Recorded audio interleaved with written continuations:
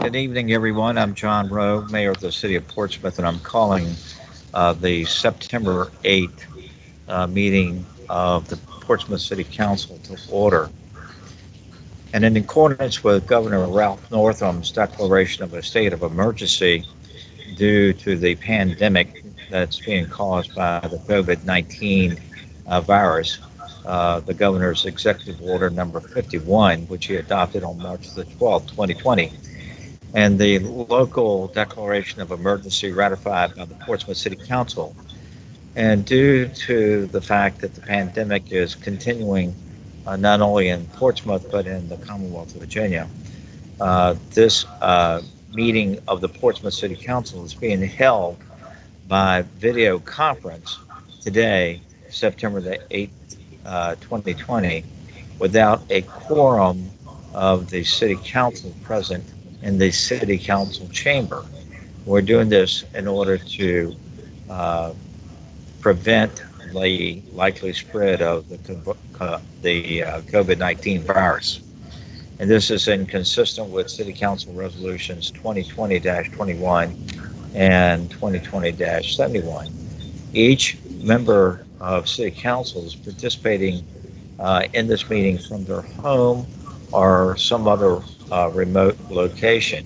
And I am in the City Council chamber, and along with the City Clerk, the interim City Manager, and the interim City Attorney, which I'll introduce after we have a roll call. And with that, Madam Clerk, will you call the roll, please? Yes, sir. Mr. Battle? Here. Mr. Clark? Here. Mr. Glover? Here. Mrs. Lucas-Burke? Here. Mr. Moody? Here. Ms. Simmons? Here. Mayor Rowe? Here. I'd like to introduce to the public our interim City Manager, Lavoris Pace, which should be appearing on your screen, and our interim City Attorney. Burl, are you there? Yes. Okay, Burl Stromberg. With that, we're ready to proceed to our agenda. And the first item on the agenda is the approval of several sets of minutes of virtual meetings of council. We have the minutes of a virtual meeting that council held on July 28, 2020, and the minutes of our virtual meeting that City Council held on August the 5th, 2020. So that we can put this matter on the floor for our consideration, is there a motion to adopt these minutes? We'll have one motion for both. So moved. Second. We have a motion that's been duly made and seconded that the minutes be approved. Any discussion on the motion? This will be a roll call oral vote. I'll ask the city clerk to call the roll, which is the vote. If you're in favor of the motion, please indicate by saying aye. If you're opposed, nay. And with that, Madam Clerk, will you call the vote, please?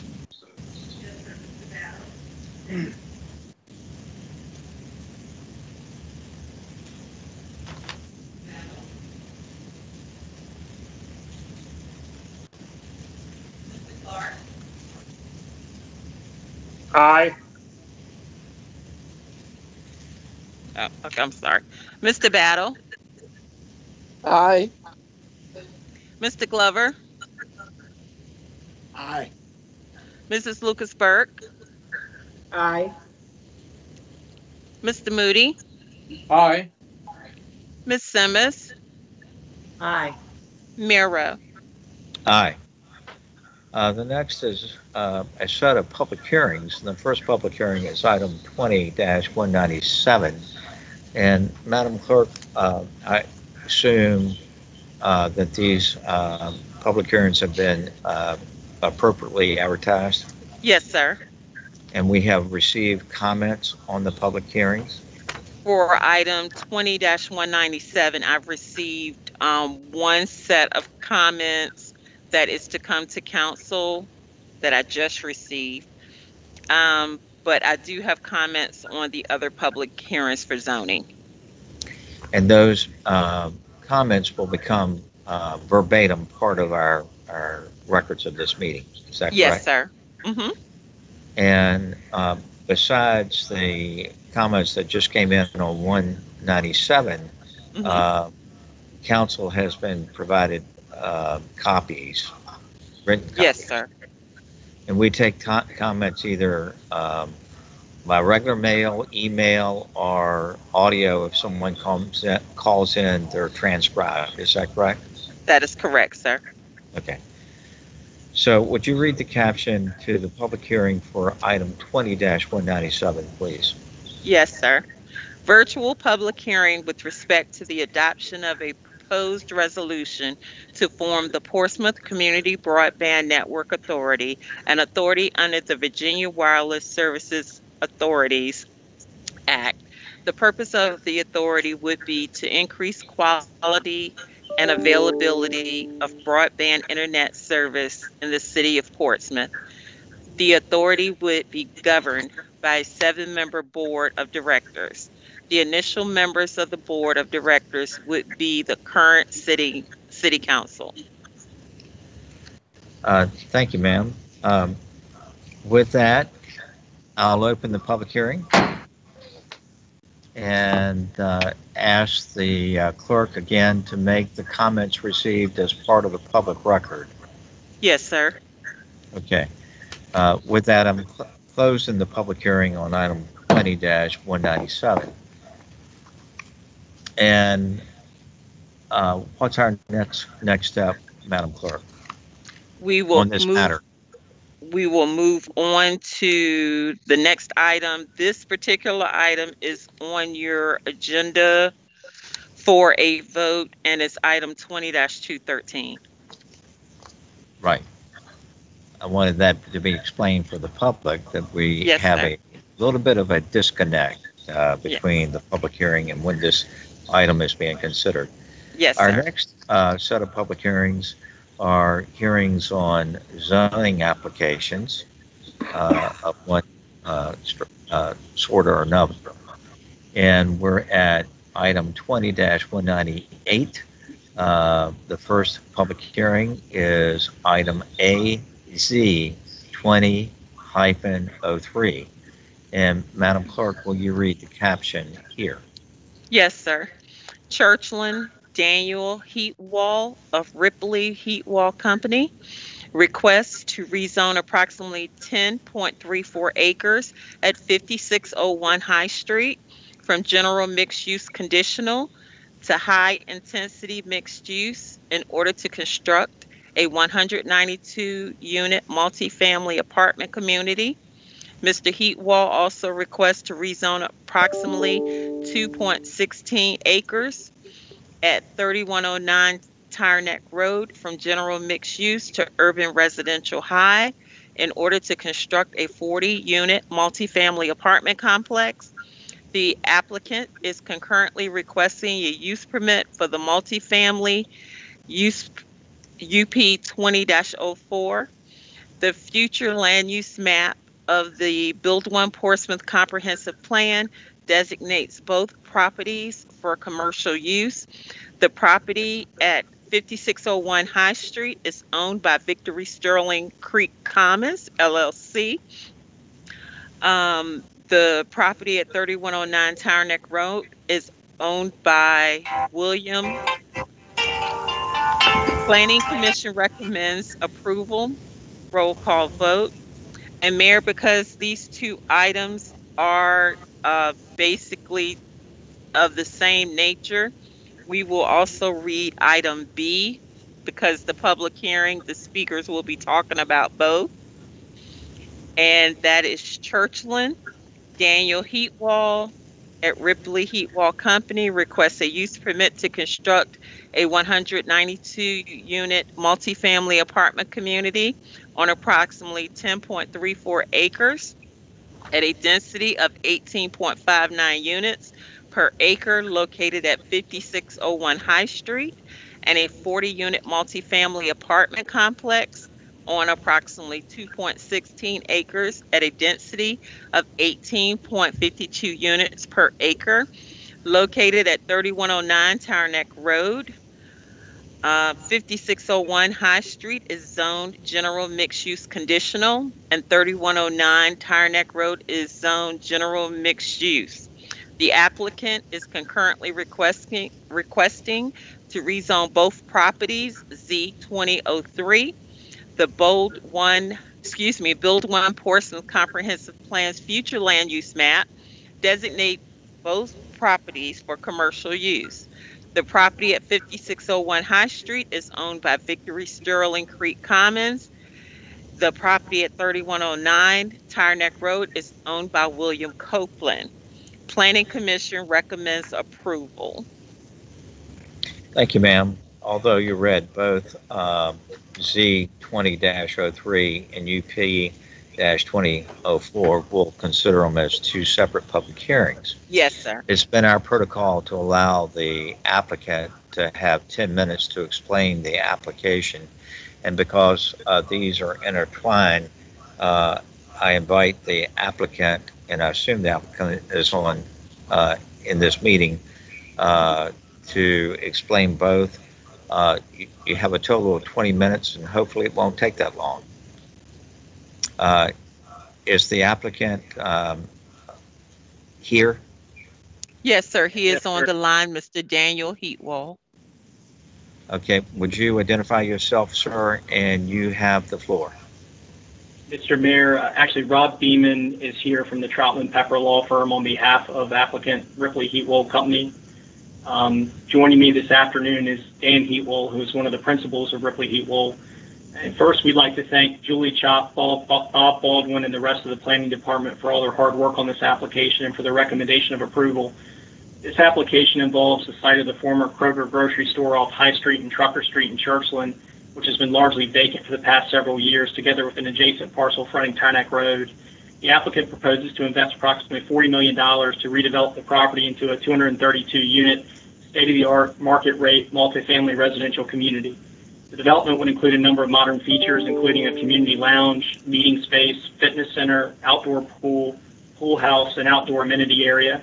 The development has also been designed to provide a great deal of usable open space for recreational purposes, totaling approximately 4.3 acres, which is more than 1/3 of the total area of the property. The proposed development is consistent with the recommendations contained in the city's comprehensive plan.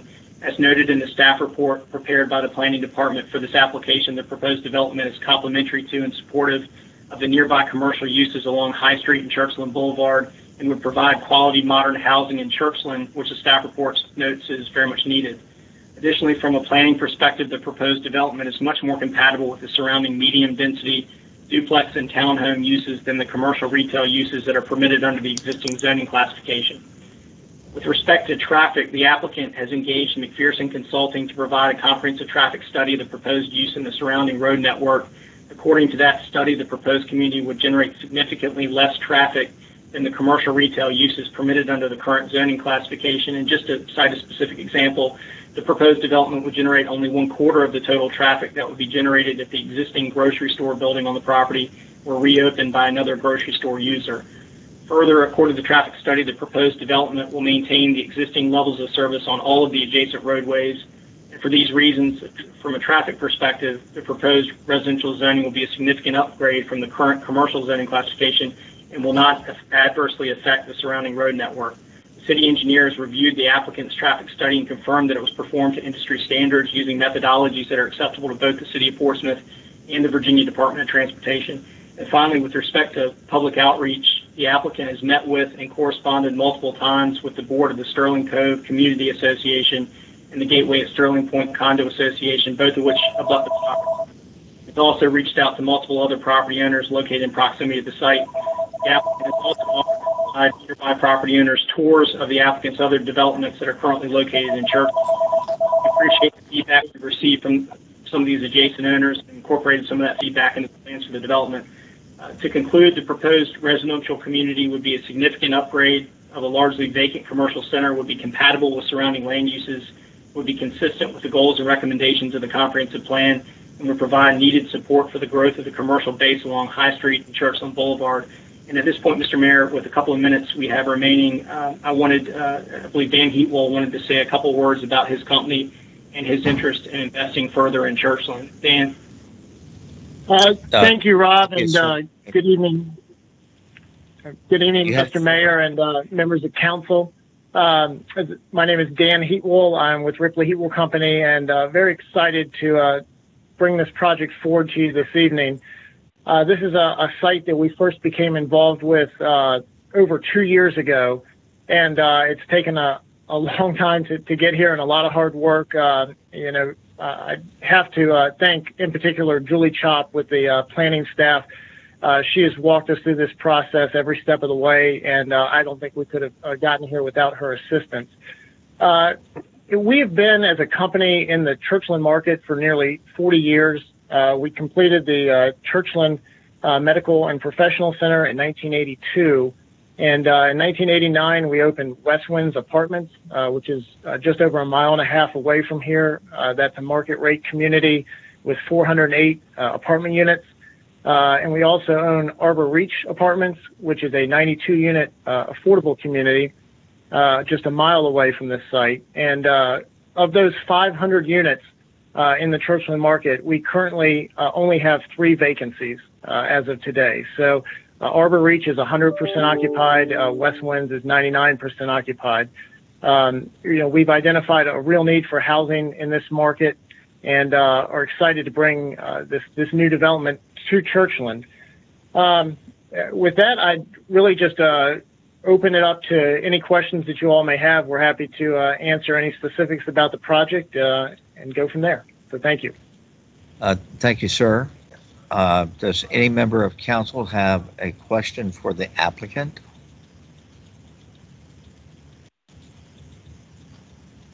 Mayor, I would like to bring up one question, one concern. Some members in the community are thinking that this is going to be Section 8 housing. I know that it's not. It's market-based housing. If the applicant could verify that for the community, where this is a myth that has been spreading. Yes, that is correct. This is a market rate community. To give you just a rent range for the proposed rents that we have on this project, 1 bedrooms would be starting at $11.95 a month. 2-bedroom rents would be between $13.95 and $14.95 a month, and 3-bedroom rents would be between $16.25 and $16.95 a month. Thank you, sir. The chair recognizes Councilman Bill Moody and then Councilman Paul Battle. Bill, you have the floor. You're muted.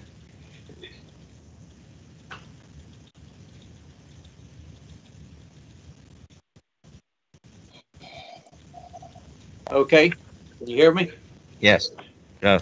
Okay, my question to the applicant, I heard you say that you touched base with the Sterling Cove Homeowners Association, but did you send out anything to the individual property owners? Mr. Moody, this is Rob Beeman. We have met with, as you noted, we met with the Sterling Cove Civic Association, the board of that association, and have corresponded with them multiple times, sent them information. We've offered to take the board and the membership to Mr. Heatwell's other properties, and also offered to come back and meet with the entirety of the Civic League, and then have had multiple conversations on the telephone to answer questions that they have as well. But that was through the Civic League, not nothing that was mailed out to the individual homeowners. That's correct. So we work through the board of the association, condo association. Yes, sir. Okay, thank you. Councilman Paul Battle, sir, you got the floor.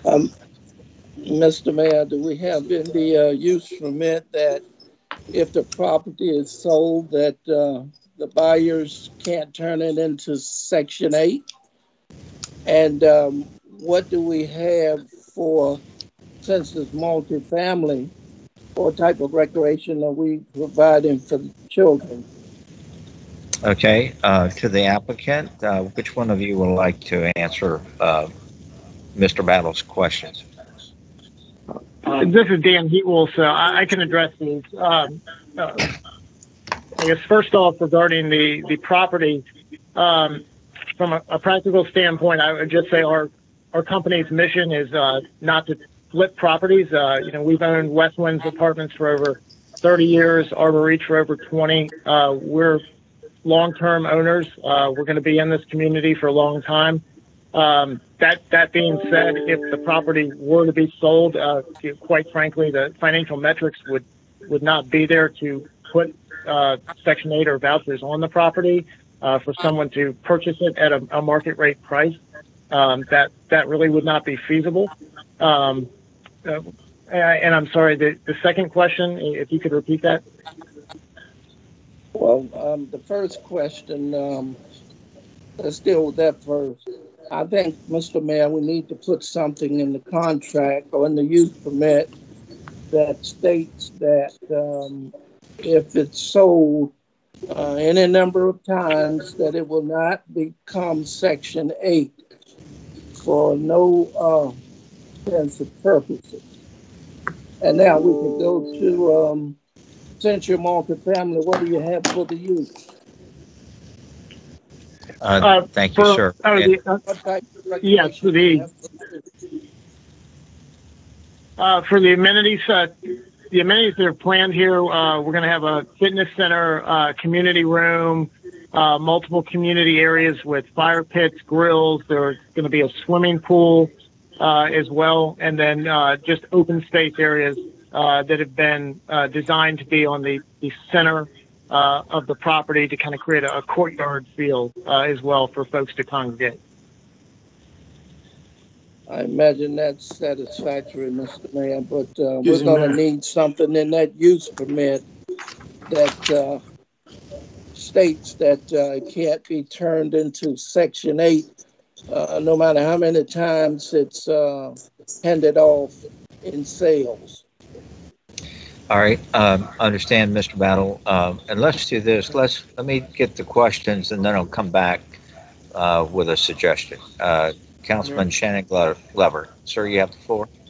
Thank you, Mayor. One quick question for clarification. I know that you had indicated there was a traffic study done, and because it was commercial and now we're transitioning to residential, the traffic count probably is lower. And so then, is it my understanding that there will not need to be any road improvements to accommodate the residential development? That's correct, Mr. Glover. The traffic study does not, given the fact that this proposed use will lower the traffic on the site from the existing commercial use, and given the counts from the surrounding road networks, the traffic study does not recommend any additional improvements. My understanding is the city's engineer has reviewed that and concurs with that recommendation. Thank you. Yes, sir. Any other questions or comments from council? With the consensus. Mr. Mayor, I've stated before, and I'm going to state it again. Whenever there is a use permit, that I be given a copy of it as to go over it and to do the citizens' due diligence work. So I'd appreciate it if in the future, when we have projects like this, that I can get the use permit ahead of time before the meeting. And in reference to this particular project, may they get that to me tomorrow to go over.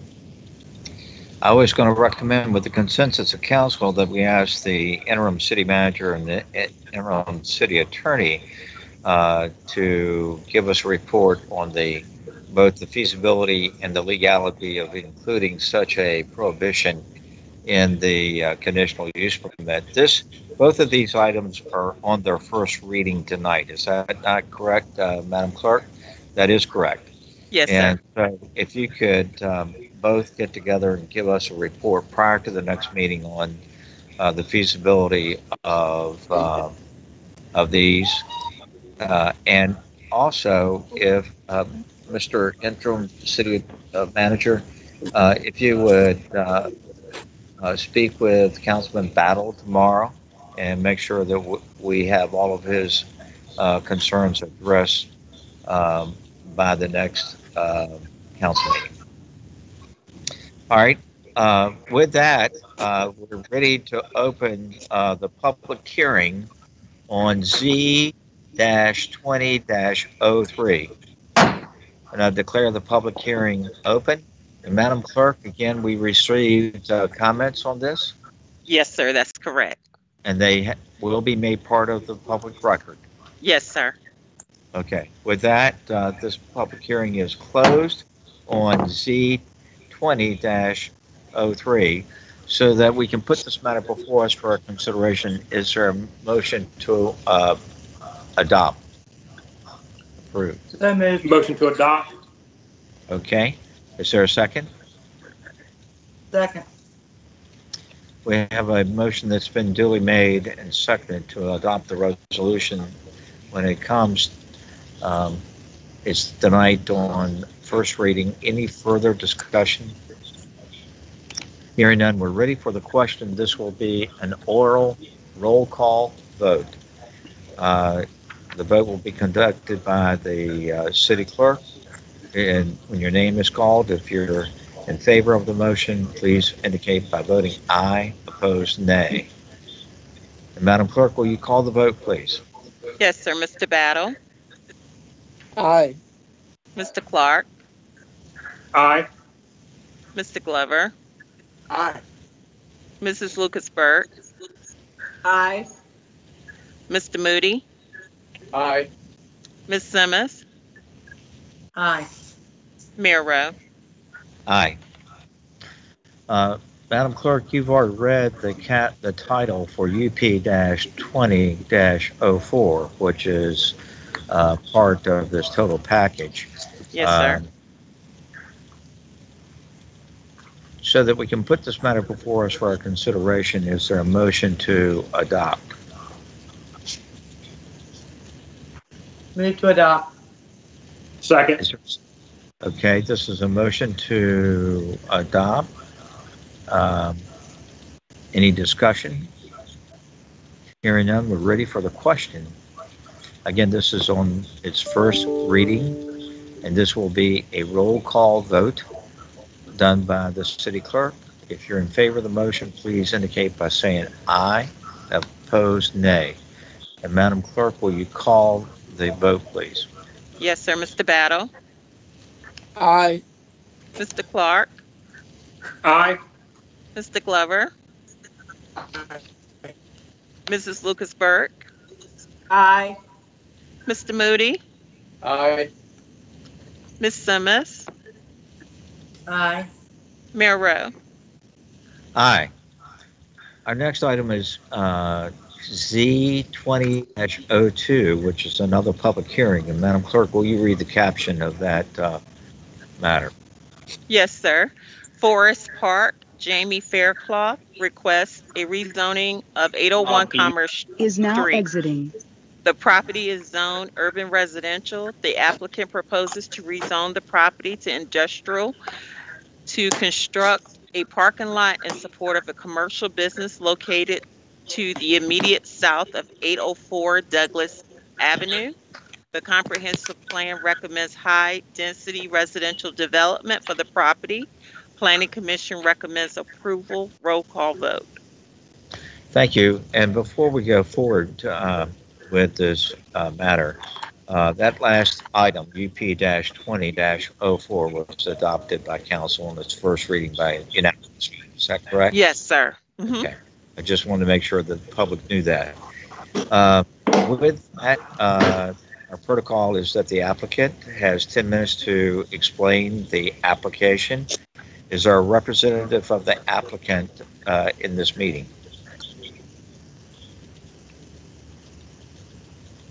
Yes, Mr. Mayor. My name is Jamie Faircloth. Okay, sir, you've got 10 minutes to explain Daniel your application. Heatwolf. Is now exiting. All right. Go ahead. Thank you, sir. Mr. Faircloth. Thank you, sir. We we propose to turn the property there that we own. There was a house there on the property that was in really bad disrepair.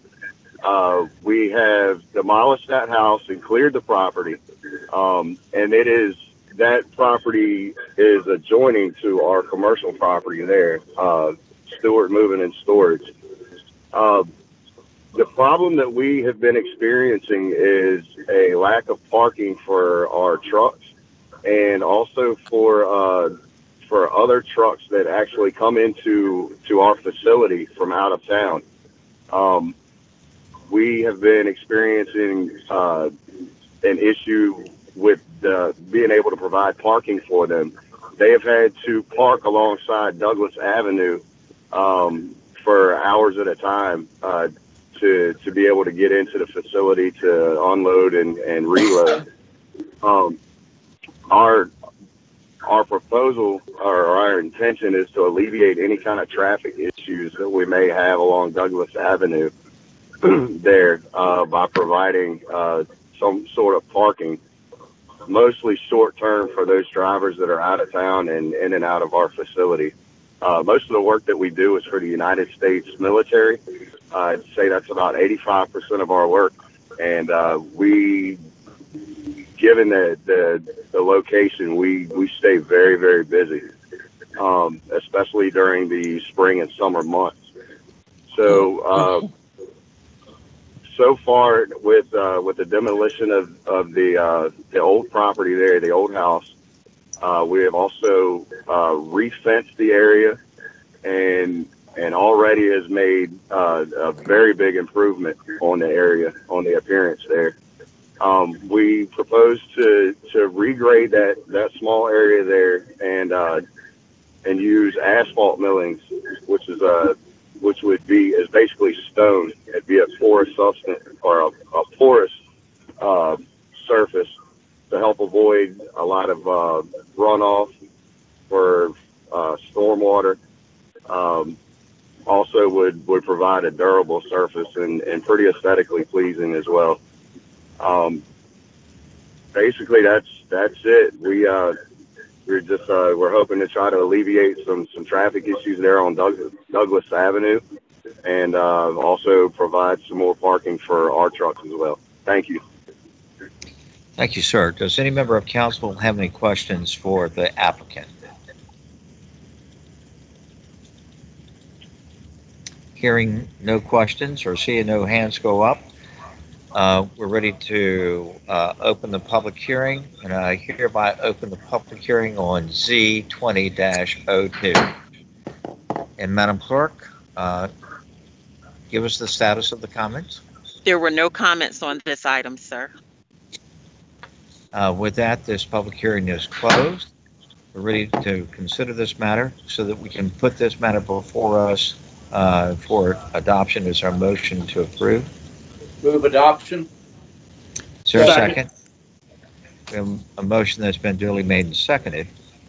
Any discussion on the motion? Hearing none, we're ready for the question. This is on first reading. This will be a roll call vote. If you're in favor of the motion, please indicate by voting aye, opposed nay. And Madam Clerk, will you call the vote, please? Yes, sir. Mr. Battle? Aye. Mr. Clark? Aye. Mr. Glover? Aye. Mrs. Lucas Burke? Aye. Mr. Moody? Aye. Ms. Simmons? Aye. Mayor Rowe? Aye.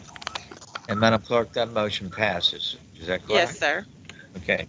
We're at item 20-198D, and it's CA-20-01.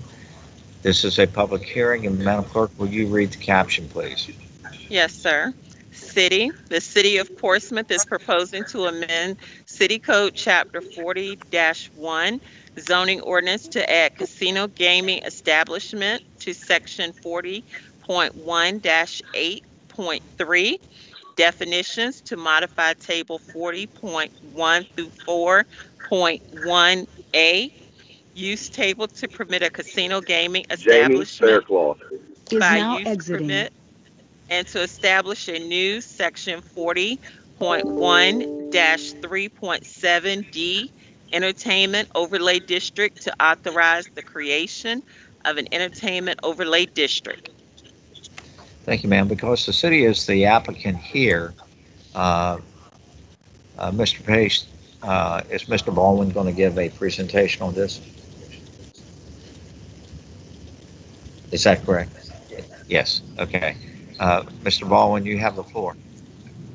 Thank you, and good evening, Mayor Rowe, Vice Mayor Lucas Burke, members of council.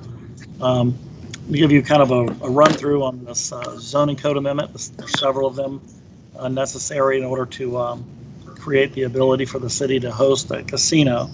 I won't spend too much time on the background because I think city council members know the background on the legislation that went through the General Assembly and some of the background agreements between the city and Rush Street Development. But following the closure of the city council of the General Assembly session this year, we began working on the necessary code amendments to create the necessary changes. And so, as is noted on the slide here, we did research on casino gaming establishments and other places. We tracked the language and any modifications that the state made when they were looking at the specific state legislation. And then we've had conversations with the casino gaming operator just to look at what they're envisioning. I know council has seen their renderings and some of their proposals, so we're trying to get a better idea of exactly what they're proposing out there. We've also worked very closely with the city attorney's office and with the city's economic development department as we work through these different code amendments. Next slide, please.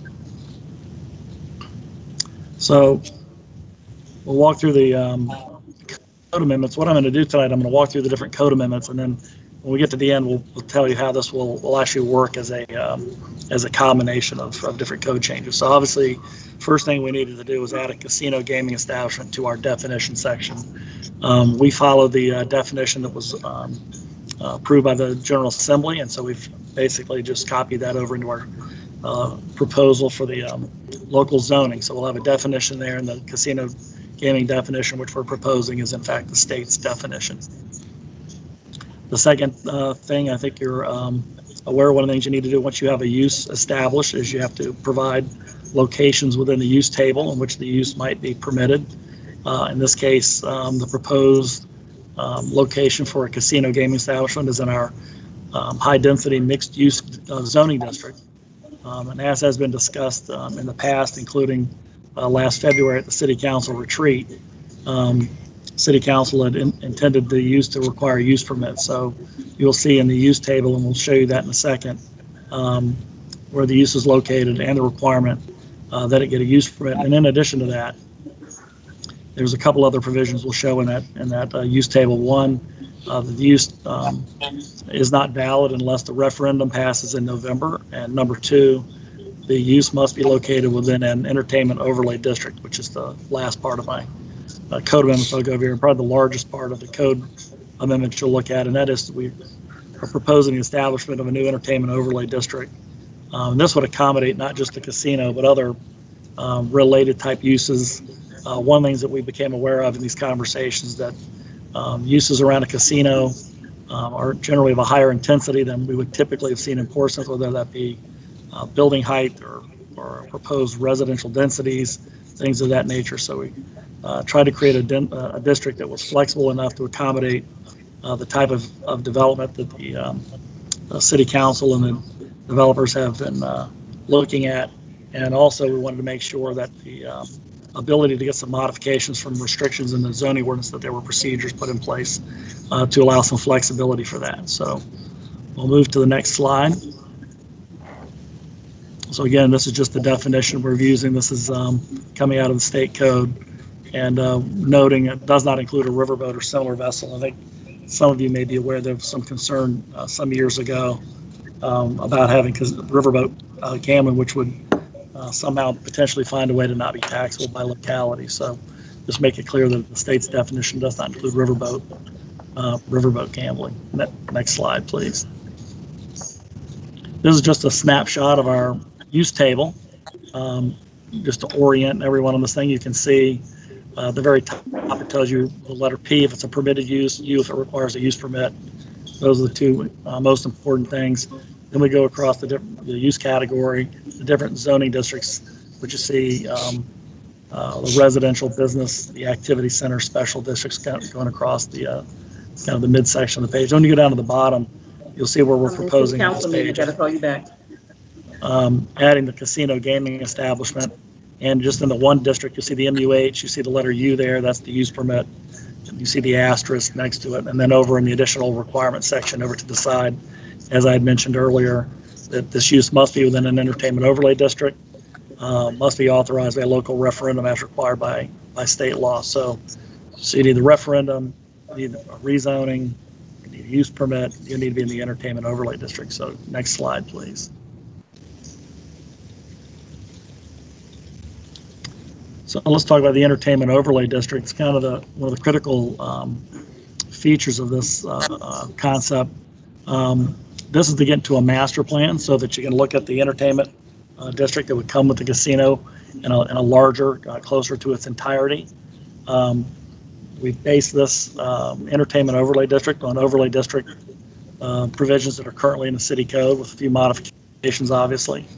And you see some of the things required in the overlay district, including location of the different types of development areas where the casino is going to be, where the parking garage is going to be, things of that nature.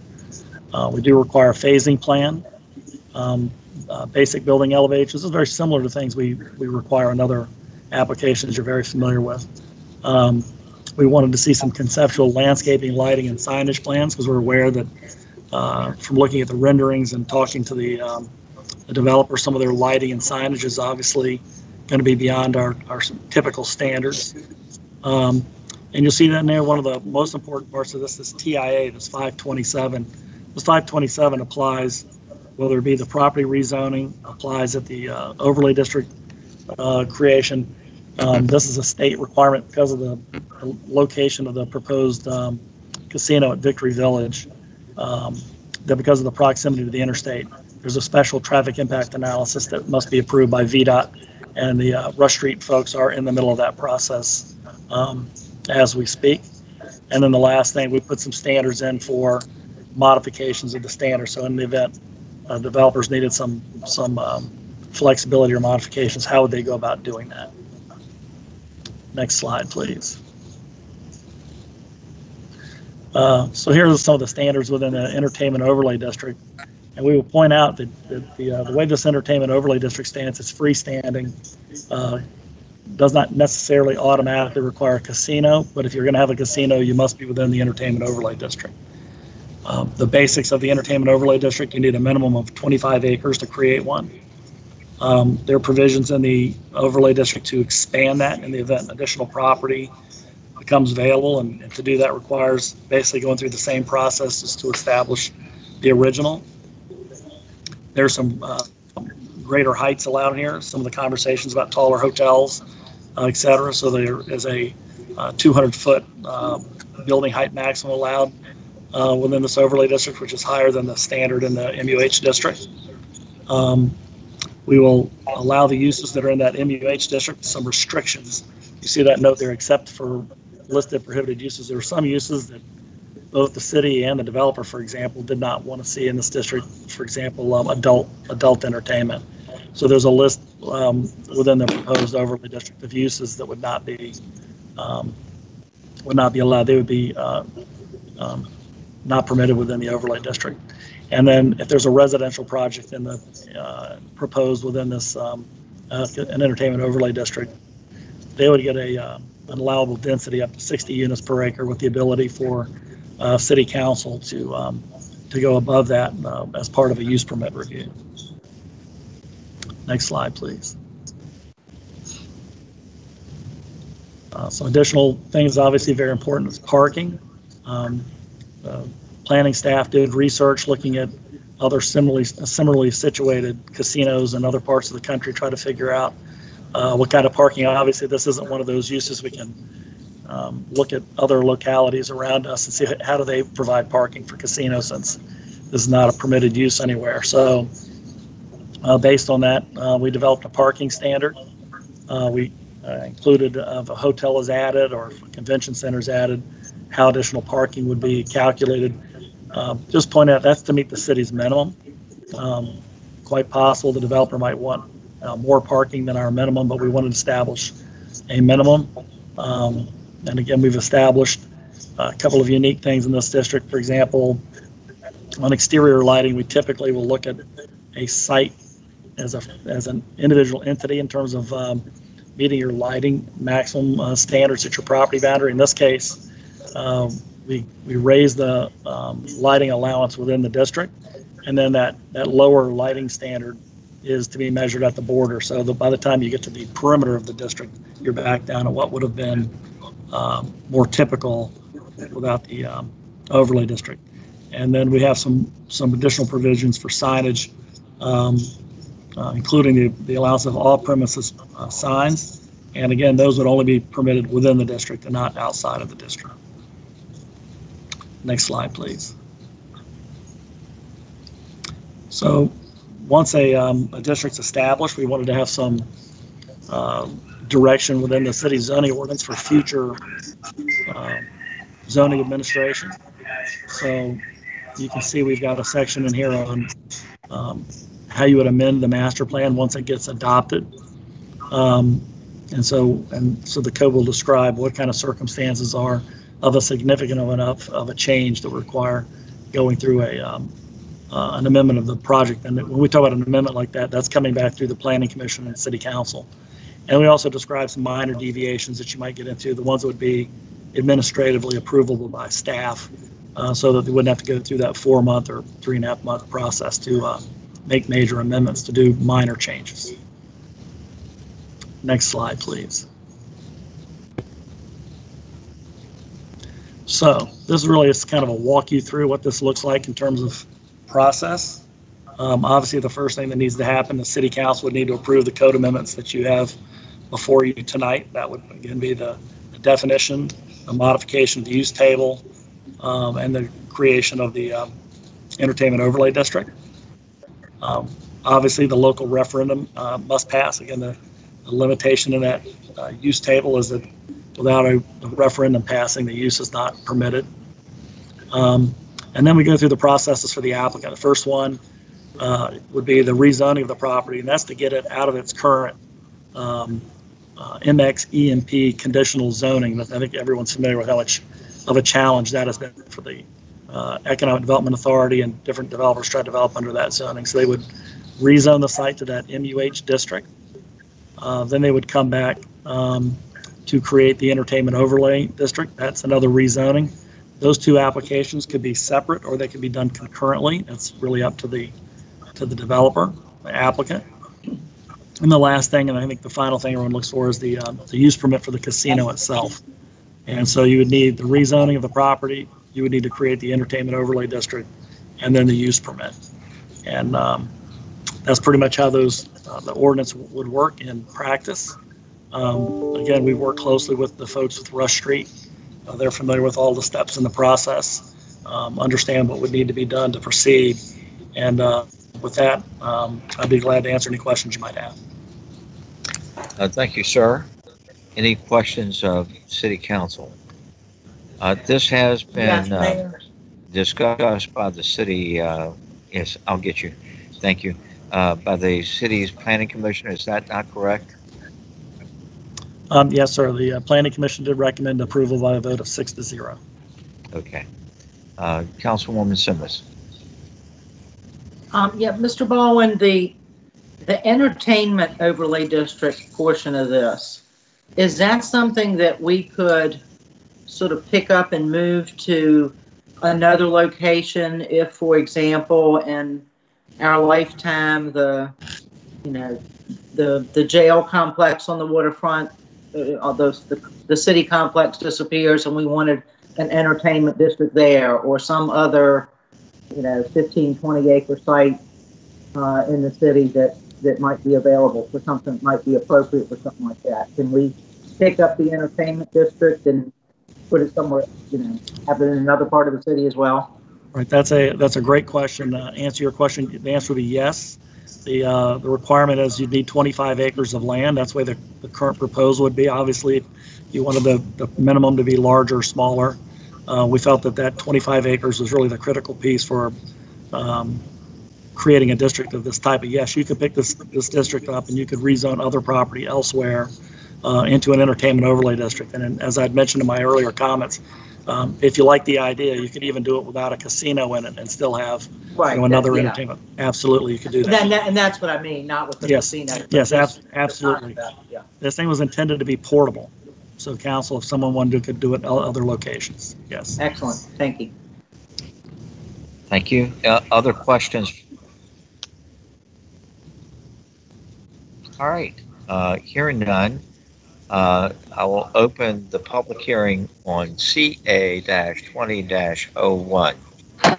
This public hearing is open. And Madam Clerk, give us the status of comments. Yes, sir. We did receive a comment on this item, and it will be noted in your minutes. Thank you. With that, I close the public hearing on CA-20-01. We're ready to put this before us for our consideration. We need a motion to do so. Is there a motion to approve? Motion to approve. Second. A second? I'm sorry, is there a second? Yes, sir. We have a second. Okay. We have a duly made motion that's been seconded. Any discussion on the motion? Hearing none, we're ready for the question. This will be a roll call vote. If you're in favor of the motion, please indicate by voting aye. If you're opposed, nay. And Madam Clerk, will you call the vote, please? Yes, sir. Mr. Battle? Sir, you're muted. Aye. Mr. Clark? Aye. Mr. Glover? Aye. Mrs. Lucas Burke? Aye. Mr. Moody? Aye. Ms. Simmons? Aye. Mayor Rowe? Aye. Which brings us to the city manager's report. And by the way, that motion carries, doesn't it not? Yes, sir. And all these items that were on first reading will be on second reading, second and final at our next council meeting. Yes, sir. Okay. We're at item 20-199. And Madam Clerk, will you read the caption of the ordinance, please? Yes, sir. An ordinance accepting $185,555.52 of Community Development Block Grant Program income and appropriating said amount in the FY 2021 Community Planning and Development Program Fund budget. So that we can put this matter before us for our consideration, is there a motion to adopt? So moved. Second. Is there a second? We have a motion that's been duly made and seconded. It's ready for discussion. And Madam Clerk, do we have any comments? Not on this item, no, sir. Thank you, ma'am. Any comments or questions from council? Ready for the question. If you're in favor of the motion, please indicate by saying aye when your name is called, nay if you're opposed. And Madam Clerk, will you call the roll call vote, please? Yes, sir. Mr. Battle?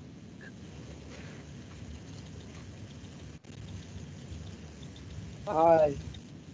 Mr. Clark? Aye. Mr. Glover? Aye. Mrs. Lucas Burke? Aye. Mr. Moody? Aye. Ms. Simmons? Aye. Mayor Rowe? Aye. We're at item 20-200, which is the consideration of the adoption of another ordinance. And Madam Clerk, will you read the caption of that ordinance, please?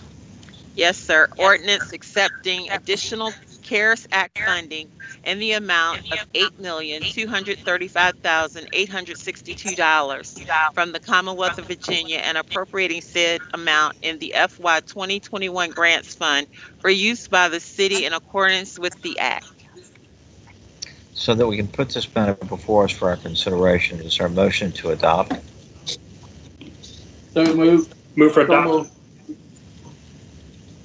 Madam Clerk, do you have the motion and the second? Yes, sir, I do. We do. We have a duly made motion and seconded.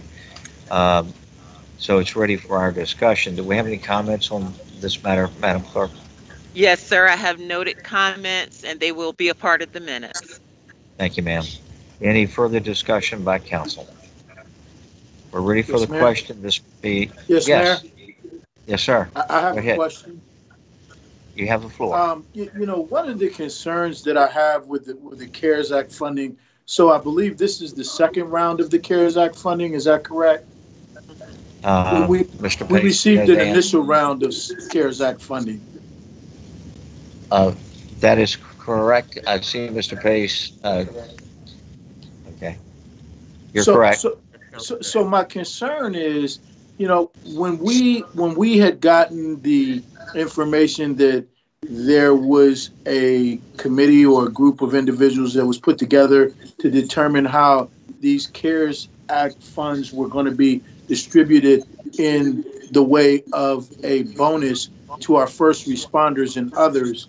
Many of my colleagues I know and myself have received numerous inquiries as to what the process was of coming up with this CARES Act bonus funding. And as a result, I'm just confused, and I'd like someone to do a couple of things.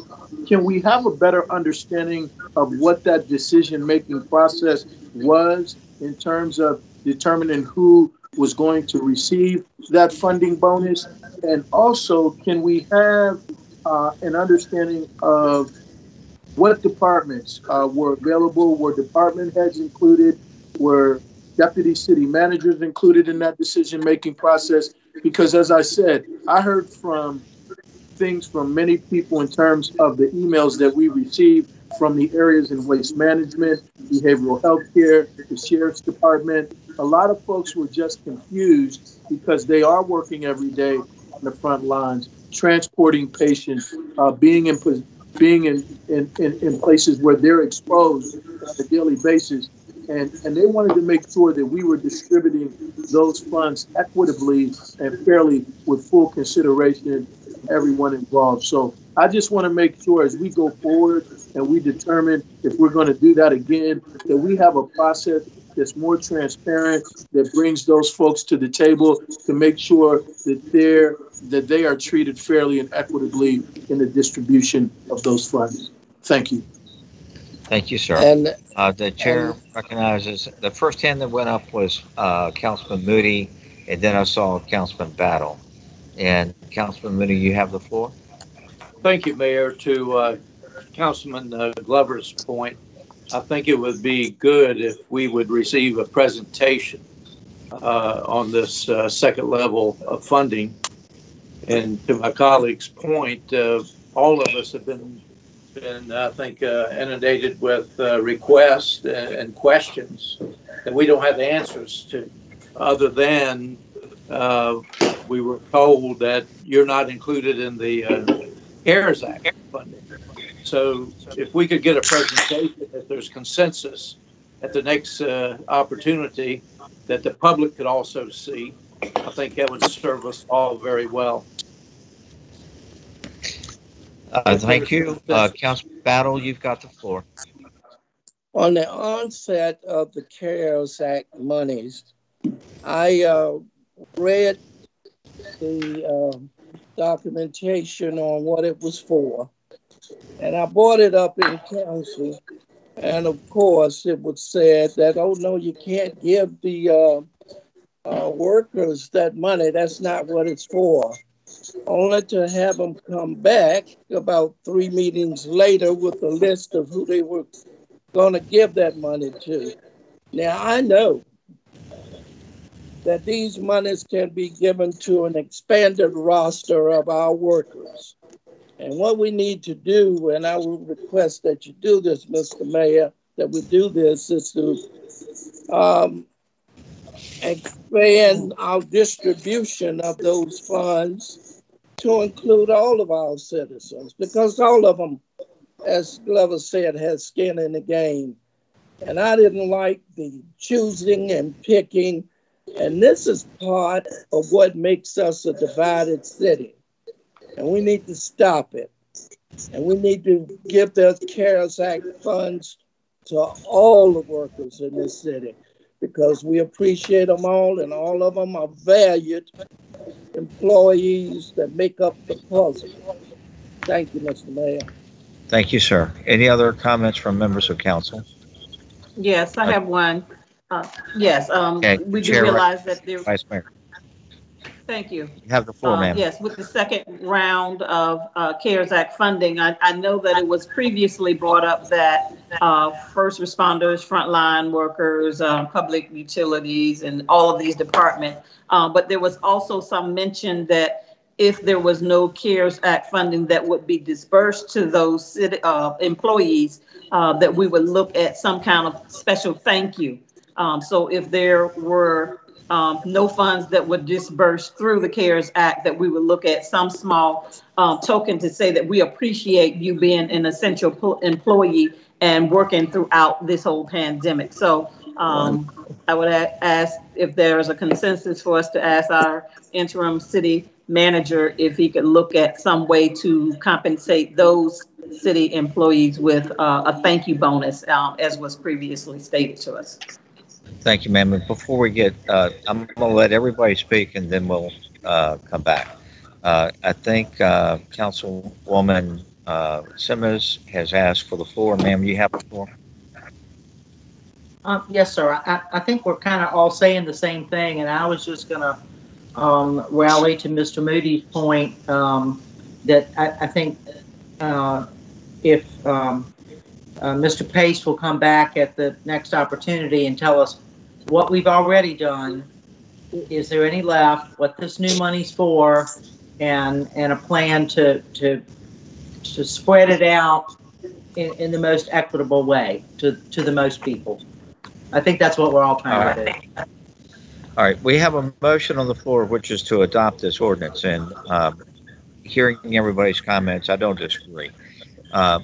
In the interest of moving the appropriation forward, let's consider adopting the ordinance with the direction to Mr. Pace that he not disperse the funds, and until he comes back at the next meeting with the plan that we've all requested, to include any prohibitions that are written into the federal law on the use of these funds. Is everybody in consensus with that? Yes. Yes. Perfect. Okay. All right. With that, we have a motion on the floor, which is to adopt the ordinance. We're ready for the consideration of the motion. This will be a roll call vote. If you're in favor of the motion, please indicate by voting aye. If you're opposed, nay. And Madam Clerk, will you call the roll call vote, please? Yes, sir. Mr. Battle? Aye. Mr. Clark? Aye. Mr. Glover? Aye. Mrs. Lucas Burke? Aye. Mr. Moody? Aye. Ms. Simmons? Aye. Mayor Rowe? Aye. And Mr. Pace, you've heard the discussion.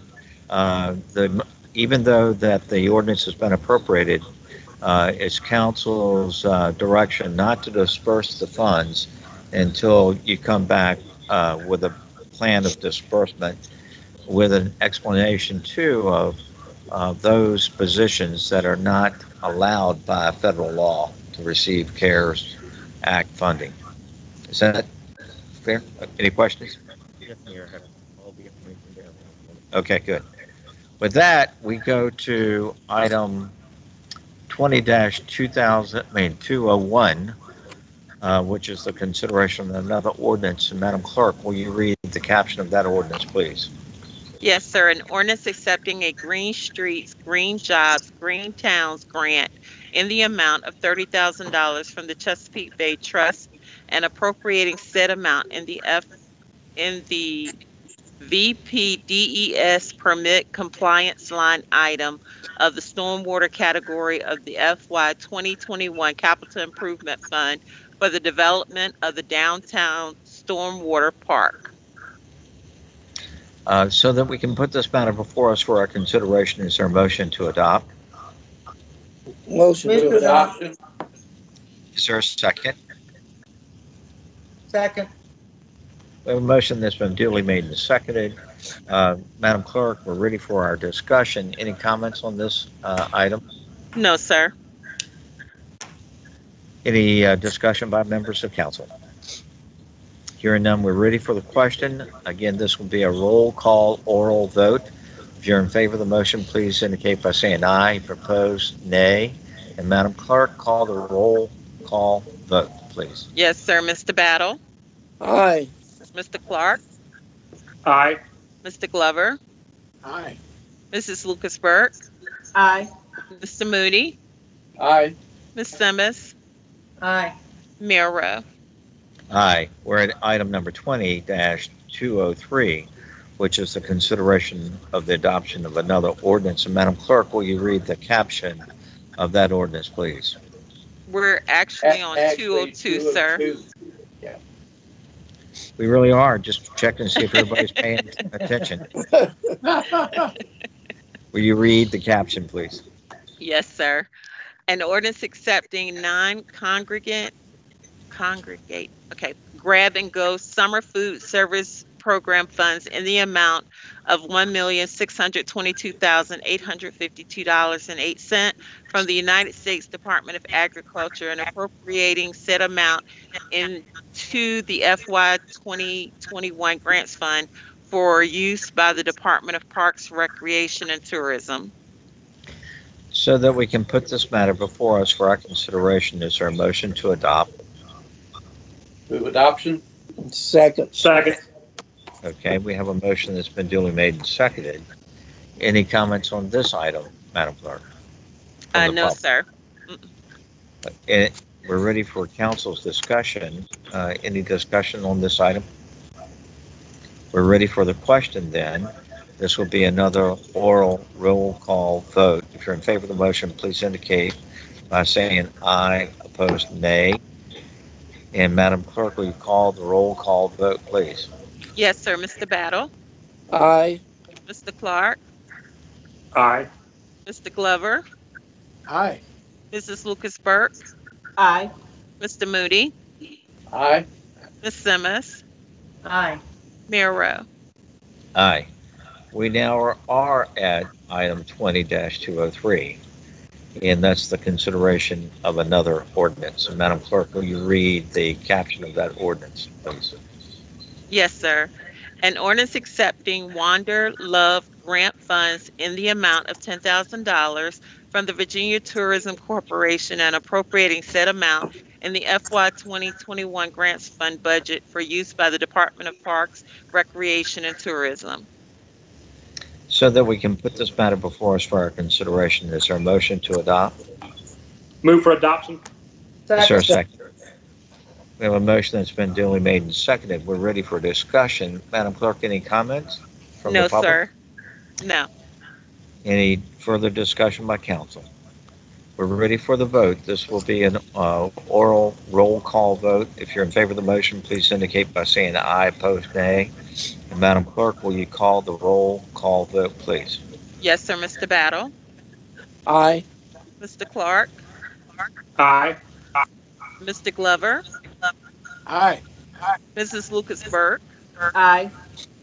Mr. Moody, Aye. Ms. Simmons, Aye. Mayor Rowe. Aye. We're at item 20-20, 20-204. I'll restate that. We're at item 20-204, which is the consideration of the adoption of another ordinance. Madam Clerk, please read the caption of that ordinance, please.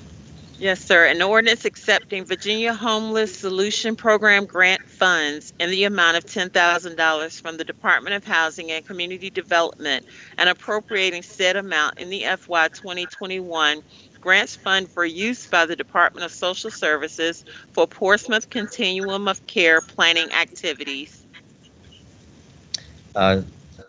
In order to put this before us for our consideration, is there a motion to adopt? So moved. Is there Second. a second? We're ready for a discussion on this motion, which is to adopt. And Madam Clerk, do we have any public comments? No, sir. Any further discussion by council? We're ready for the question. If you're in favor of the motion, please indicate by saying aye. If you're opposed, nay. This is a roll call vote. And Madam Clerk, will you will you call the vote, please? Yes, sir, Mr. Battle. Aye. Mr. Clark. Aye. Mr. Glover. Aye. Mrs. Lucas Burke. Aye. Mr. Moody. Aye. Ms. Simmons. Aye. Mayor Rowe. Aye. We're at item 20-205, the consideration and adoption of a certain ordinance. And Madam Clerk, will you read the caption of that ordinance, please? Yes, sir. An ordinance accepting additional rent and mortgage relief program funds in the amount of $450,000 from the Virginia Department of Housing and Community Development and appropriating said sum funds to the FY 2021 Grants Fund for use by the Department of Social Services to provide rent and mortgage relief payments. So that we can put this matter before us for our consideration, is there a motion to adopt? Move for approval. Second. Second. We have a motion on the floor that's been duly made and seconded. We're ready for council's discussion. Do we have any public comments on this item, Madam Clerk? No, sir. Okay. Any further discussion by council? We're ready for the question. This will be a roll call vote. Oral. If you're in favor of the motion, please indicate by saying aye. Opposed, nay. And Madam Clerk, will you call the roll call vote, please? Yes, sir, Mr. Battle. Aye. Mr. Clark. Aye. Mr. Glover. Aye. Mrs. Lucas Burke. Aye. Mr. Moody. Aye. Ms. Simmons. Aye. Mayor Rowe. Aye. We're at item 20-206, which is the consideration of the adoption of another ordinance. And Madam Clerk, would you read the caption of that ordinance, please? Yes, sir. An ordinance accepting radiological emergency preparedness program funds in the amount of $700 from the Virginia Department of Emergency Management and appropriating said amount into the FY 2021 Grants Fund for use by the Department of Fire, Rescue, and Emergency Services. So that we can put this matter before us for our consideration, is there a motion to adopt? Move for adoption. Second. Is there a second? We have a motion that's been duly made and seconded, and we're ready for council's discussion. Do we have any comments from the public, Madam Clerk? No, sir. Any further discussion by council? Ready for the question. This will be a oral roll call vote. If you're in favor of the motion, please indicate by saying aye. If you're opposed, nay. And Mrs. White, will you call the roll call vote, please? Yes, sir, Mr. Battle. Aye. Mr. Clark. Aye. Mr. Glover. Aye. Mrs. Lucas Burke. Aye. Mr. Moody. Aye. Ms. Simmons. Aye. Mayor Rowe. Aye. Our next item is item 20-207, which is the consideration of another ordinance. And Madam Clerk, will you read the caption of that ordinance, please?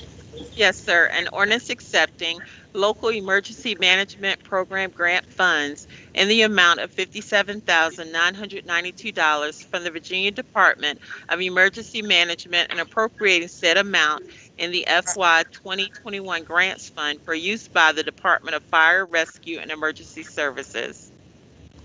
So that we can put this matter before us for our consideration, is there a motion to adopt? So moved. Second. Sir. Okay, we have a motion that's duly made and seconded. We're ready for council's discussion on the motion. And Madam Clerk, do we have any public comments on this one?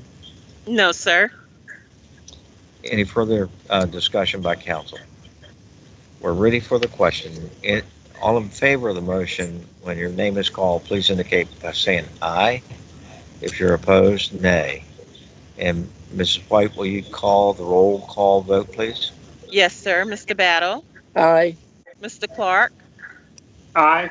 Mr. Glover. Aye. Mrs. Lucas Burke. Aye. Mr. Moody. Aye. Ms. Simmons, Aye. Mayor Rowe. Aye. We're at item 20-208. And this is the consideration and adoption of another ordinance. And Madam Clerk, will you read the caption of this ordinance, please? Yes, sir. An ordinance accepting $22,590.90 of federal asset forfeiture funds received from the United States Drug Enforcement Administration and appropriating said amount in the FY 2021 Sheriff's Asset Forfeiture Fund for use by the Portsmouth Sheriff's Office. So that we can put this matter before us for our consideration, is there a motion to adopt? Move for adoption. Second. We have a motion on the floor that's been duly made and seconded, which is to adopt. We're ready for council's discussion. Madam Clerk, do we have any public comments on this one? No, sir. Any further discussion by council? Seeing none, we're ready for the question. An oral roll call vote. If you're in favor of the motion, please indicate by saying aye, opposed nay. And Mrs. White, please call the vote. Yes, sir. Mr. Battle, Aye. Mr. Clark, Aye. Mr. Glover,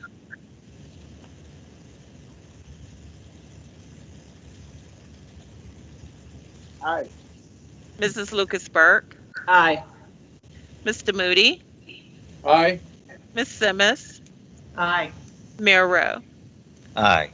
We're at item 20-210, which is the consideration of the adoption of another ordinance. We're actually on 209, sir. You're on 209, the General District Court ordinance. Will you read the caption of the ordinance? Yes, sir. An ordinance to accept $91,523.26 received via the Circuit and General District Courts and to appropriate said amount in the FY 2021 General Fund budget for use by the Portsmouth Sheriff's Office for items needed to support the training academy. So that we can put this matter before us for our consideration, is there a motion to adopt? Move for adoption. Is there a second? We have a motion that's been duly made and seconded. We're ready for council's discussion. Any discussion by council? Hearing none, we're ready for the question, which is the adoption of this motion. This will be a roll call vote. If you're in favor of the motion, please indicate by saying aye, opposed nay. And Mrs. White, will you call the vote, please? Yes, sir. Mr. Battle, Aye. Mr. Clark, Aye. Mr. Glover, Aye. Mrs. Lucas Burke, Aye. Mr. Moody, Aye. Ms. Simmons, Aye. Mayor Rowe. Aye. And our next item is the consideration of an ordinance to reappropriate certain funds. And Madam Clerk, will you read the caption of that ordinance, please? Yes, sir.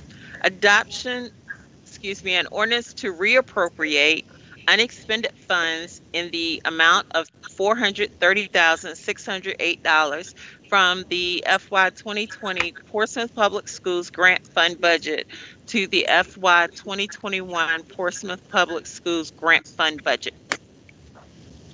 So that we can put this matter before us for our consideration, is there a motion to adopt? Move for adoption. Second. We have a motion that's been made and duly seconded. Any discussion on the motion? And Madam Clerk, do we have any public comments on this? Yes, sir. We did receive a comment on this item and it will be noted in the minutes. Thank you, ma'am. Any further discussion from City Council? We're ready for the question. The question is, the motion is to adopt. This will be a oral roll call vote. If you're in favor of the motion, please indicate by saying aye, opposed nay. And Mrs. White, will you call the vote, please? Yes, sir. Mr. Battle, Aye. Mr. Clark, Aye. Mr. Glover, Aye. Mrs. Lucas Burke, Aye. Mr. Moody, Aye. Ms. Simmons, Aye. Mayor Rowe. Aye. We're at item 20-211, which is the consideration and adoption of a certain ordinance. Madam Clerk, will you read the caption of that ordinance, please? Yes, sir. An ordinance to reappropriate unexpended funds in the amount of $627,178 from the FY 2020 textbook fund budget for the Portsmouth Public Schools to the FY 2021 textbook fund budget for the Portsmouth Public Schools. So that we can put this matter before us for our consideration, is there a motion to adopt? Move for adoption. Second. Second. Good. We have a motion on the floor, which is to adopt. It's been seconded. We're ready for council's discussion. And Madam Clerk, give us the status of public comments on this item. Yes, sir. We did receive a public comment on this item, and it will be noted in your minutes. Thank you, ma'am. Any further discussion by council? We're ready for the question. This will be a oral roll call vote. If you're in favor of the motion, please indicate by saying aye, opposed nay. And Madam Clerk, will you call the vote, please? Yes, sir. Mr. Battle? Aye. Mr. Clark? Aye. Mr. Glover? Aye. Mrs. Lucas Burke? Aye. Mr. Moody? Aye. Ms. Simmons? Aye. Mayor Rowe? Aye. And the next item is also the consideration of an ordinance. And will you read the caption of that ordinance, please? Yes, sir. An ordinance to reappropriate unexpended funds in the amount of $2,805,011 from the FY 2020 Portsmouth Public Schools General Fund budget to the FY 2021 Portsmouth Public Schools General Fund budget. And so that we can put this matter before us for our consideration, is there a motion to adopt? Move for adoption. Second. Is there a second? We have a motion on the floor that's been duly made and seconded. We're ready for council's discussion. And Madam Clerk, do we have any comments on this one? Yes, sir. There is a noted comment on this item for your minutes. And they will be included in the minutes. Yes, sir. Further discussion by members of council? Hearing none, we're ready for the question. Again, an oral roll call vote. If you're in favor of the motion, please indicate by saying aye, opposed nay. And Mrs. White, will you call the vote, please? Yes, sir. Mr. Battle? Aye. Mr. Clark? Aye. Mr. Glover? Aye. Mrs. Lucas Burke? Aye. Mr. Moody? Aye. Ms. Simmons? Aye. Mayor Rowe? Aye. We're at item 20-213, which is the consideration and adoption of a resolution that pertains to our first public hearing on the Broadband Network Authority. So that we can put this matter before us for our consideration, Madam Clerk, will you read the caption of the resolution, please? Yes, sir. A resolution forming the Portsmouth Community Broadband Network Authority. So that we can put this matter before us for our consideration, is there a motion to adopt? Move adoption. Second. Second. We have a motion that's been duly made and seconded. We're ready for council's discussion on this motion. And Madam Clerk, will you give us the status of comments on this matter, please? Yes, sir. We did receive a comment on this particular item, and again, it will be noted in your minutes. Thank you, ma'am. Any further discussion by city council members? We're ready for the question, which is the adoption of this resolution. If you're in favor of the motion, please indicate by saying aye, or if you're opposed, nay. This will be a roll call vote. And Mrs. White, will you call the roll call vote, please? Yes, sir. Mr. Battle? Aye. Mr. Clark? Aye. Mr. Glover? Aye. Mrs. Lucas Burke? Aye. Mr. Moody? Aye. Ms. Simmons? Aye. Mayor Rowe? Aye. We come down to new business items submitted by council members, and we have the consideration of a resolution to adopt. And Madam Clerk, will you read the the title, the caption of this resolution, please? Yes, sir. A resolution confirming a declaration of local emergency due to the threat of Hurricane Isaias for impacting Portsmouth, Virginia. So that we can put this matter before us for our consideration, is there a motion to adopt this resolution? So moved. Second. Is there's a second. We're ready for discussion on the motion. And Madam Clerk, do we receive any comments on this matter? No, sir. Any further discussion by council? We're Yes. ready for the, No. did I hear somebody? No. Councilman Glover? Okay. No, sir. No, sir. Okay, we're good. We're ready for the question. If this will be an oral roll call vote, if you're in favor of the motion, when your name is called, please indicate by saying aye. If you're opposed, nay. And Mrs. White, will you call the roll call vote, please? Yes, sir. Mr. Battle, Aye. Aye. Mr. Clark, Aye.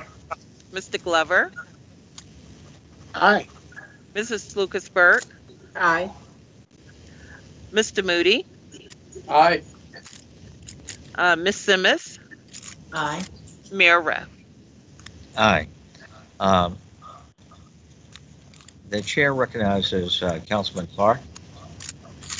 Well, this is not on this vote. It's for another I know. issue. Okay. This vote passed, did it not, this, Madam Yes, Clerk? sir.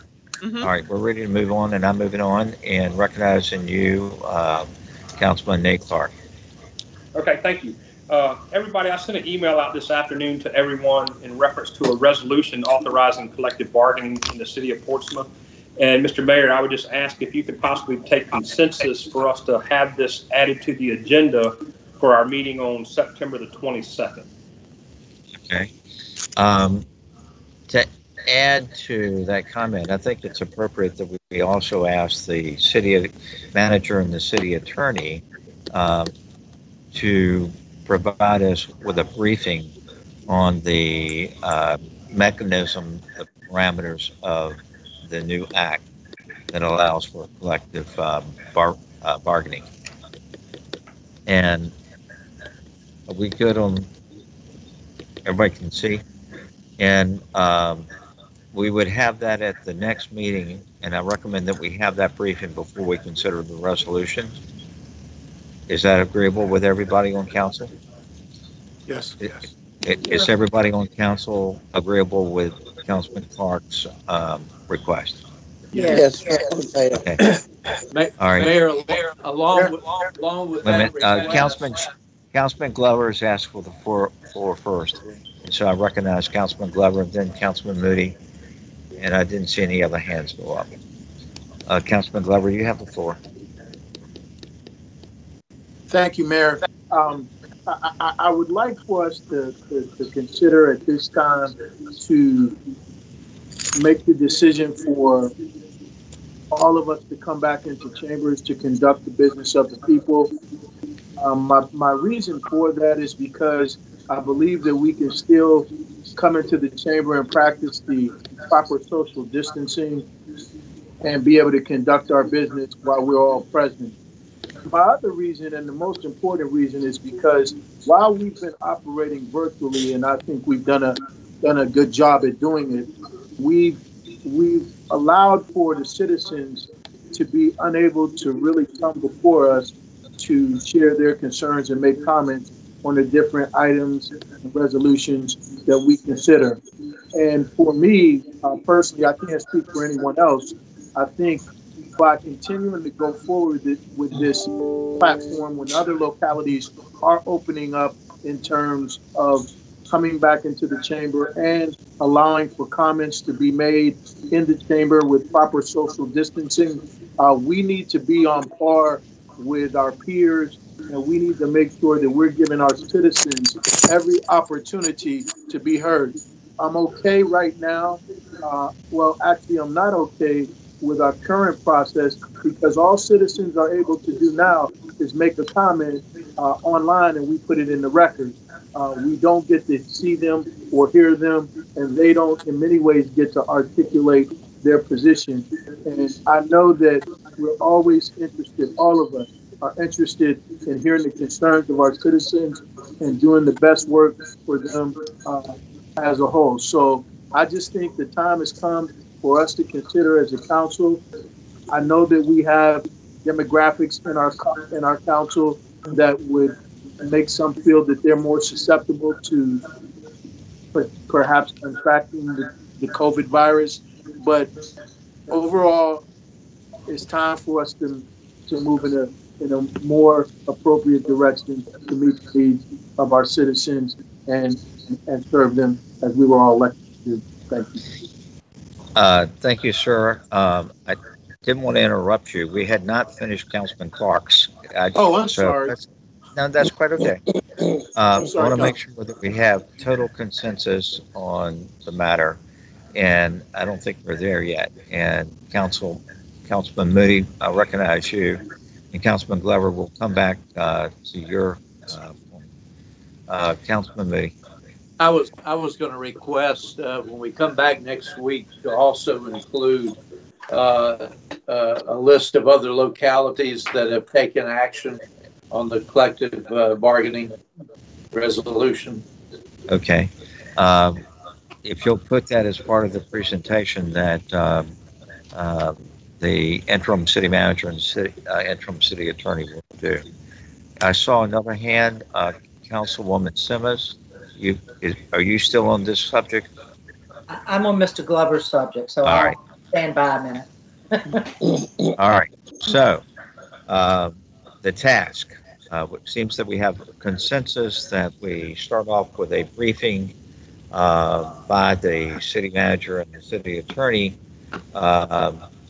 on the mechanics, the parameters, everything we need to know about the new Collective Bargaining Act, and then have a resolution put on the agenda for council's consideration that starts that process of creating an internal team. Is that the way I understand it, Councilman Clark?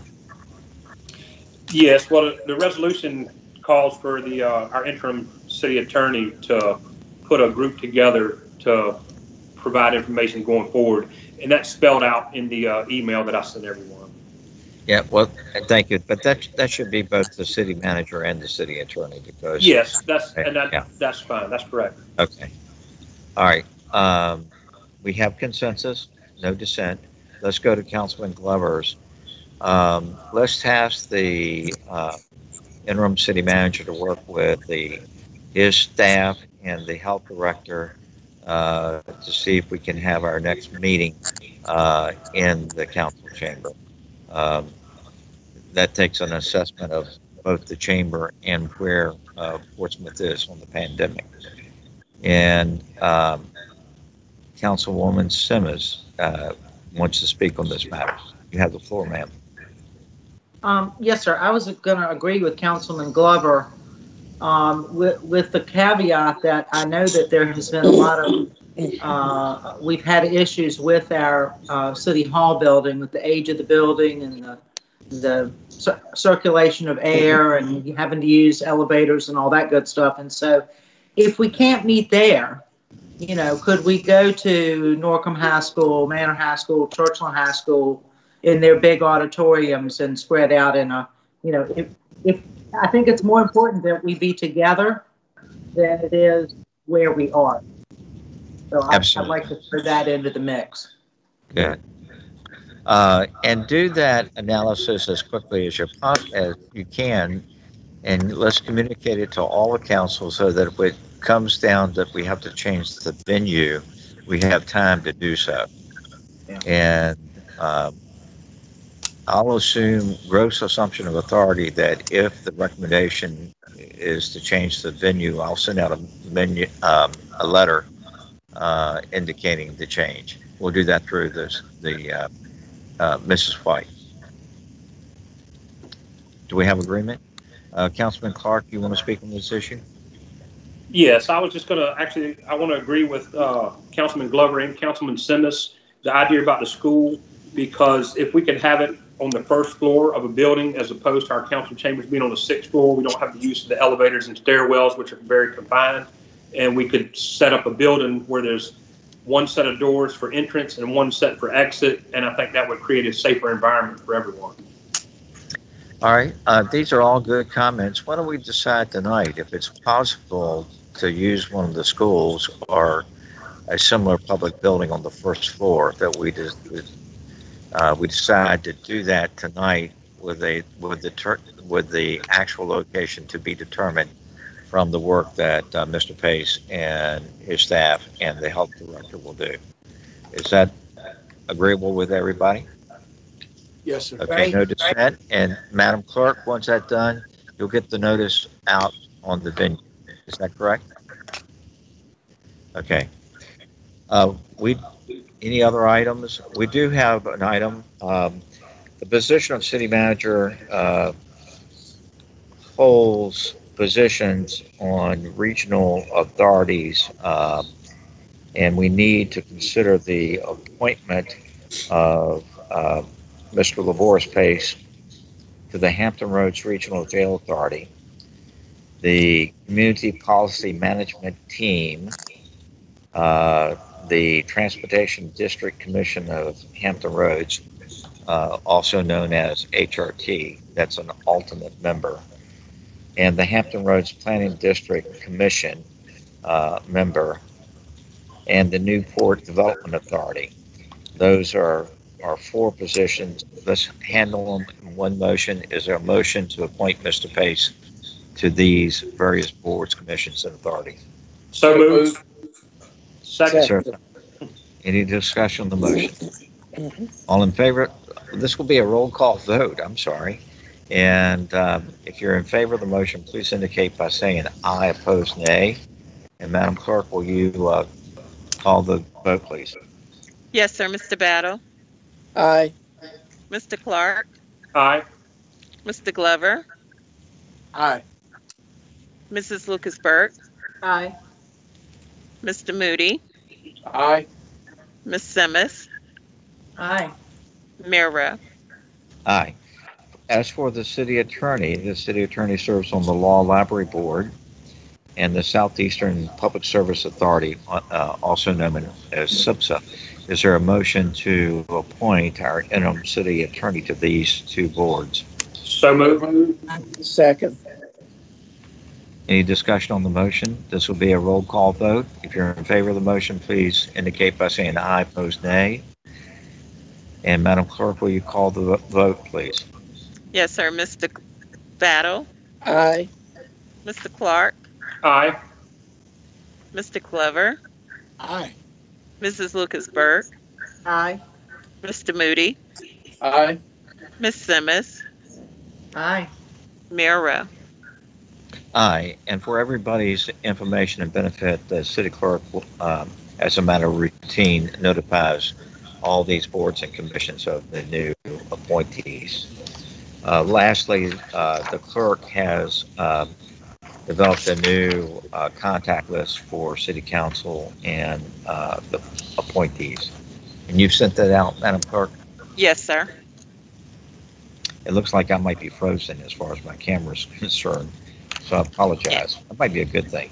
Any further items? Mayor, could I add one more, please? Yes, you may. You have the floor. I have been in discussion with Miss Eileen Wool, who is with the Sierra Club, and as you know, they are working with the offshore wind efforts, and she had submitted a request for an adoption of a resolution in support of offshore wind. I believe we're the only locality that's left that hasn't approved the resolution in support of the offshore wind industry. And I think we were supposed to bring that up on the meeting of September 22nd. So I just wanted to make sure that we still had that on the agenda. I thank you for that reminder. I know that it's on a future agenda, and Mr. Pace, let's make sure that we get it. All right. we have completed our business, and we're ready for adjournment. Be safe, everybody. We're still battling the COVID-19 virus. I urge everybody to wear your mask. I don't know how many Portsmouth masks that we have. If you need a Portsmouth mask, please contact the clerk. With that, this meeting is adjourned. Thank you.